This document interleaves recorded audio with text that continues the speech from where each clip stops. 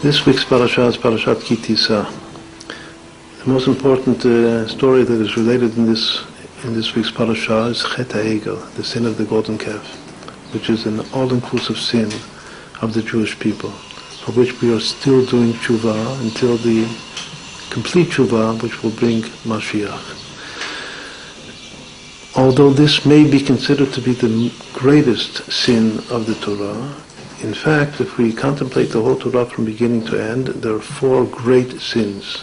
Obviously, there are more smaller, particular sins, but there are four great sins of the Torah. The first, of course, is at the very beginning of the Torah, the primordial sin of Adam and Eve, eating of the forbidden fruit, called Adam y Javá, or todavía. Then comes the sin of the brothers of Joseph, selling Joseph, their brother, into slavery. Which again is a very all-inclusive sin for which the Jewish people actually suffers. The 10 martyrs in the time of the Roman Empire were a rectification of the 10 brothers that sold their brother Joseph into slavery. Then comes the sin of this week's parashah, which is the golden calf. And finally, the fourth great all-inclusive sin is the sin of the spies, which is actually the spying the promised land, the good land flowing with milk and honey, the land of Israel, and not believing sufficiently in the promise that Moshe Rabbeinu gave from HaKadosh Baruch Hu that we will be able to enter the land and conquer the land and inhabit the land. Because of that sin, we cry just as they cried that night that they heard the bad report of the spies. So we cry every year on that night, which is Tisha B'Av, because of the destruction of the first and the second temples. Each of the four sins comes from a different place, a different negative psychological motivation. The first is a sin of pure lust. The passion to eat from this beautiful, attractive, delicious-looking tree, fruit, especially due to the fact that the primordial serpent, the snake, promised that if you eat this fruit, you'll become like God, to be able to create worlds. But the simple thing that it says in the Torah is that Eve was simply attracted in passion to this tree and the fruit of the tree. According to Cabalá, it also has to do with sexual passion. But it's all lust, it's all passion.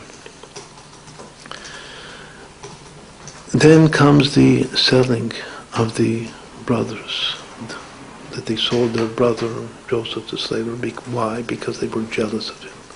That they saw that as though his father was preferring him over them. So they became very, very jealous of Joseph, and because of jealousy they came to hate him. But the hatred is because of the jealousy. The primary motivation is the jealousy that they had. Then comes the golden calf of this week's parashah.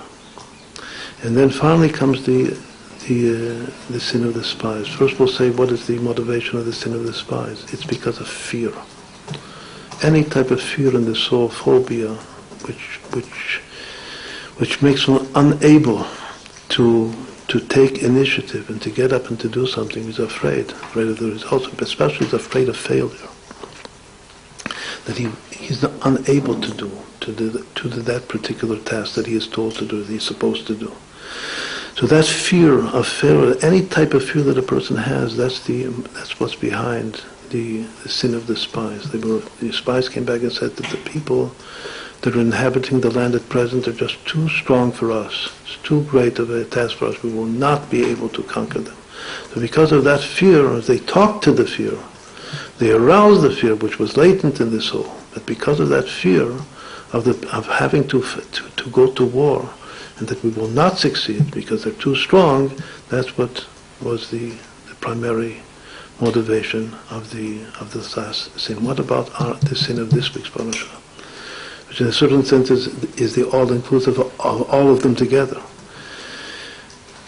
We're taught that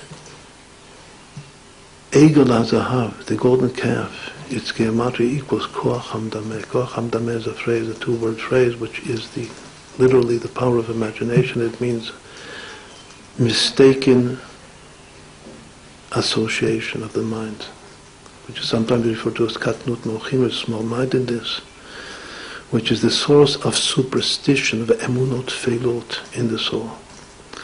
The person makes false connections, false associations. He has misconceptions about reality, and he takes obviously his misconceptions seriously. He thinks that this is reality, but he is in a state of a semi-hallucination or dreaming. And that's what the golden calf is all about. They saw also as a hallucination that Moses was being carried in a coffin in heaven, that he's dead. This is imagination, koach hamdameh.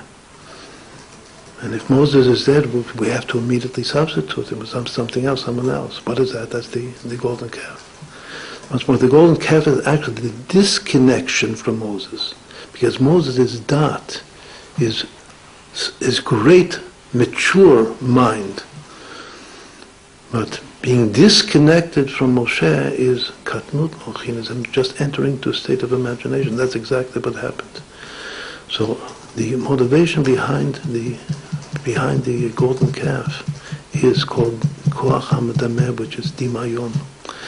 So we have these four different motivations behind the four great sins of the Torah: lust, and jealousy, and imagination, and fear. But the Torah teaches us that if there's a sin, there is clearly a rectification of the sin. The sin can be rectified, and the sin will be rectified. The very word sin, chet, equals chai. Chai means life, alive. A sin makes one fall into a state of the opposite of life. It's death, the opposite. But sin a person can be resurrected from his fallen state of sin. And that resurrection is by doing teshuvá. And after we do teshuvá, retroactively, it even was worthwhile, so to say, the sin itself, however strange that seems, because sin is a result of free choice. But finally, in God's ultimate plan of reality, everything is worthwhile because of the great divine revelation that takes place when we do teshuvá. Together with the sin, teshuvá is in the sin itself. The fact that there are four sins is alluded to in the very word sin. The sin has three letters to it: chet and tet and aleph. Instead of adding those letters, that they equal 18, which is chai, if we multiply the letters one by the other, it's 8 times 9 times 1 equals 72. But 72 itself is a multiple of 18. It's 4 times 18. So in the word chet itself, there's not just one chai, but there's actually 4 chais, that all 4 sins we will be resurrected from those sins by doing teshuvá. It's a well-known custom of the Jewish people in giving charity, which it says is the greatest practical rectification of sin, is to give charity in sums of chai, because every chai equals the sin itself. The sin is coming from the unconscious of the soul.